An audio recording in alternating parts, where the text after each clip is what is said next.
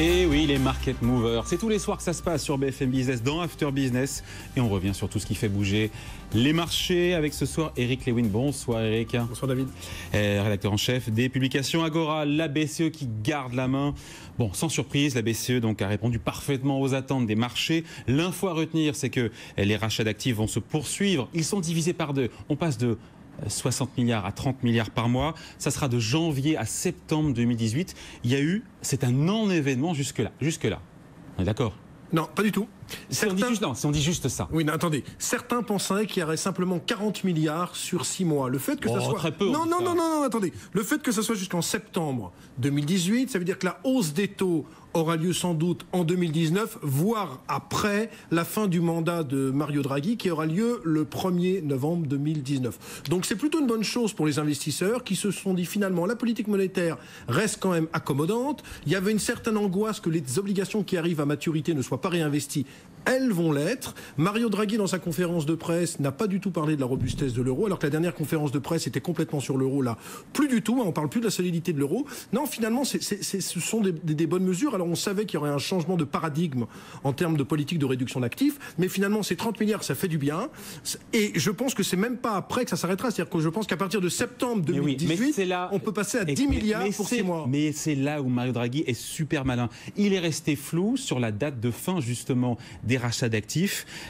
C'est pas sûr que ce soit septembre 2018. Toutes les options sont ouvertes. Il a dit, ça pourrait même se poursuivre au-delà si la conjoncture se retournait. Écoutez, il est malin, c'est malin ça. C'est très malin. En fait, les investisseurs étaient un peu dans l'expectative. Là, on se dit, on en a pour 10 mois de tranquillité avec la BCE, sauf choc exogène qui ferait que l'inflation remonte. On est tranquille pendant 9 mois et les investisseurs adorent ça. Vous vous rappelez qu'il y a 8 jours, il y a 15 jours, on se parlait, vous disiez, oui Eric, il n'y a pas de volatilité. Je vous disais, écoutez, moi je suis haussier sur les marchés parce que je pense qu'il y a tout un ensemble de faisceaux très favorables. Pourquoi il y a des faisceaux favorables ? Avant, on avait, si vous voulez, on appelait ça la planète, l'alignement des planètes, l'euro, etc. Là, on a une reprise mondiale, on aura 3,7% de croissance cette année et 3,8% l'an prochain. Chiffre FMI. On a la croissance des bénéfices. On aura quand même plus 10,1% sur le bénéfice des entreprises du CAC 40 cette année. Et puis, dernière chose, la réforme fiscale de Trump, si elle est mise en place, ça fait plus 8% pour les bénéfices des entreprises américaines l'an prochain. Donc on a tout un faisceau favorable. Il manquait plus que la petite pierre Draghi pour que ça aille mieux. Et puis après, il faut attendre notre ami Donald Trump avec Yellen, pas Yellen, etc., etc. Et puis les mots employés par Mario Draghi pendant sa conférence de presse, on les suit, on les pèse au trébuchet. Ils ne sont pas le fruit du hasard. Il y a cette phrase, pas d'arrêt soudain des rachats d'actifs. Ce sont des mots doux que les investisseurs ont envie d'entendre. Les investisseurs adorent. D'ailleurs, vous avez vu que sur le marché obligataire, tout s'est détendu. On s'inquiétait de l'Espagne, la Catalogne, le 10 ans espagnol 1,55 ce soir, le 10 ans allemand 0,41, le 10 ans français 0,80. Bref, il a eu tout bon pour la journée, Mario Draghi. D'ailleurs, le CAC 40 est quasiment à son plus haut depuis 10 ans. On va parler du CAC 40, mais encore une fois, quand la BCE affirme qu'elle n'engagera pas, qu'elle engagera la remontée de ses taux d'intérêt bien après la fin des rachats d'actifs pour le commun des mortels, ça veut dire qu'il n'y aura rien avant, vous le disiez, avant 2019. Moi, je pense, et lui, il part, même vous l'avez dit. Peut-être avant son départ. Peut-être même, il n'y aura rien avant son départ. En octobre. Le 1er novembre 2019, il vous dit au revoir. Il aura 72 ans, ça sera une belle fin de règne.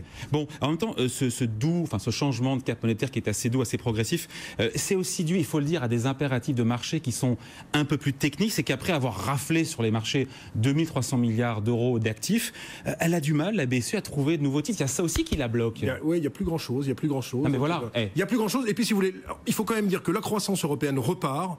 Ça ne serait plus du tout logique qu'elle continue avec ses 60 milliards de rachats d'actifs. Et je vais vous dire, si elle était vraiment logique jusqu'au bout, il faudrait une petite augmentation des taux dès l'an prochain. Pour l'instant, 2% de croissance, 1% et quelques d'inflation, ça mérite. Ça mérite un peu plus de taux d'intérêt. Oui. Bon, un peu plus, mais finalement, il a besoin de rassurer les marchés. Vous savez, je me rappelle qu'il y a 30 ans, moi je débutais en bourse, à la veille du krach de 87, il y avait la Bundesbank qui avait augmenté ses taux d'intérêt. C'était une erreur de politique monétaire majeure. On a accusé Trichet aussi avant Draghi de faire des erreurs de politique majeure. Draghi ne veut pas faire d'erreurs, donc c'est une communication parfaite pour l'instant. Bon, l'impact sur les devises, évidemment, est très net. Toutes ces annonces ont fait reculer près de 1%. La parité euro-dollar, on est à en dessous d'un 17. Ce qui a fait d'ailleurs, c'est pour ça que par exemple Airbus a fortement monté aujourd'hui, alors que l'action commence à être vraiment très chère. Les exportatrices reprennent un petit peu de poil de la bête parce qu'un 16,50 c'est mieux qu'un 19. Bon, tout ça est lié, mais c'est le deuxième market mover du jour, évidemment. C'est Draghi qui dope le CAC 40, plus 1,5%, donc aujourd'hui 5450 points au plus haut depuis 10 ans. C'est l'effet Mario Draghi, comme quoi la prévisibilité, ça paie sur les marchés. Oui, ça paie. Enfin bon, le marché Le marché avait besoin d'un catalyseur. On l'a trouvé avec Mario Draghi.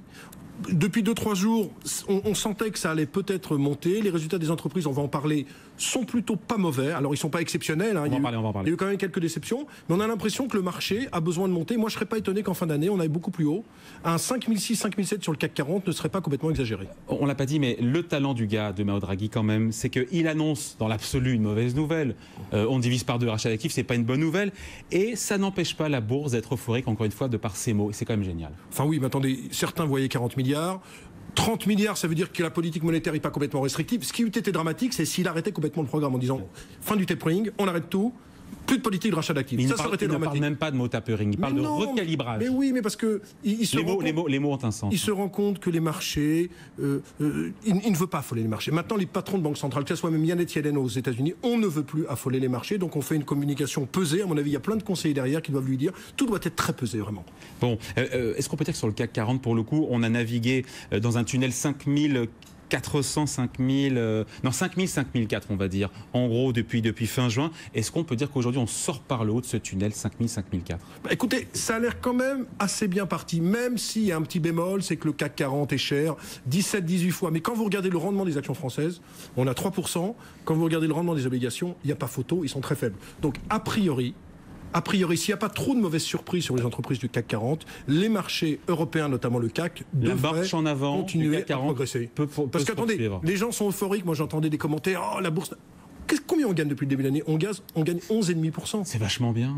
D'accord, c'est bien, mais c'est pas des séances euphoriques. Moi, je me rappelle les années 88-89, vous aviez du 40-45%. Et puis là, on a quand même un horizon bleu. Vous avez le ciel bleu que vous avez à Miami au mois de décembre, ou que vous avez aux Bahamas ou à l'île Maurice, sans les tornades. Il y a un ciel bleu sur les marchés. Enfin, quels sont les éléments négatifs ? Oui, les folies de Trump avec ses tweets. La Corée du Nord, on n'en parle même plus. La Catalogne, tout le monde s'en fout. Quels sont les éléments négatifs sur le marché ? Regardez Amazon. Le pétrole qui est à 60. D'accord, regardez Amazon ce soir. Encore des très bons résultats. Après, il y en a certains qui ne comprennent pas pourquoi est-ce que Wall Street est au plus haut. Et on dit souvent, le CAC 40, on est à 5450, mais on n'est pas au plus haut. Ce qu'il faut expliquer, c'est que si on compare ce qui est comparable avec le CAC 40 dividendes réinvestis, le marché français... On doit être à 12-13 000. On est au plus haut historique. C'est important d'expliquer ça. Bah oui, c'est-à-dire que si depuis 10 ans, vous faites les dividendes réinvestis valeur par valeur, on a un CAC 40 à 12 000, 13 000 points. Ce que ne calcule pas. Mais c'est vrai que le CAC 40 ne calcule pas, le DAX le calcule, et c'est vrai que souvent on raisonne en disant les gens qui ne connaissent pas se disent tiens, on est encore très en retard. Et pourtant, non. Pas. Mais oui. On termine là-dessus, Eric, sur cette saison des résultats d'entreprise sur le CAC 40 qui se poursuit. Votre regard sur ce qui a déjà été publié, vous me le disiez, c'est à double tranchant les publications. Écoutez, alors, les sociétés qui étaient en état détestable, par exemple Technip, qui perd 40% depuis le début d'année, publie un résultat, des prévisions de chiffre d'affaires un peu meilleurs que prévu, le titre s'envole. D'accord ? Parce que c'est des sociétés très en retard. Pour les sociétés qui publient des résultats exceptionnels, ça s'envole. C'est le cas de Kering également. Maintenant, pour les sociétés qui publient un peu conformes comme les attentes, 2 exemples. Schneider, ils révisent à la hausse leur rentabilité et leur chiffre d'affaires sur l'année. Le titre doit gagner 1% aujourd'hui. Même chose pour Orange. Plus 1 ou plus 1,5, parce que les investisseurs se disent... Ils sont sélectifs. Ils sont très sélectifs. Et à juste titre, le danger qui guette, c'est ce que je pense, c'est que si c'est très bon, ça va beaucoup monter, mais si c'est dans la norme, j'ai peur qu'on ait quelques petites déceptions. D'ailleurs, ce qu'on voit bien, c'est quels sont les titres qui ont fortement monté après leurs résultats. Carrefour, parce qu'on s'attendait au pire. Technip, parce qu'on s'attendait au pire. Et puis Kering, qui est l'exceptionnelle surprise, avec des résultats phénoménaux de Gucci. Mais sinon, il n'y a pas de titre qui s'envole en bourse. On est un peu... Il faut vraiment faire du stock picking. On est dans une logique de stock picking. Je pense que bientôt, ça va venir le tour des banques qui devraient monter. Je pense que si les résultats des bancaires sont bons la semaine prochaine, on va monter sur les bancaires.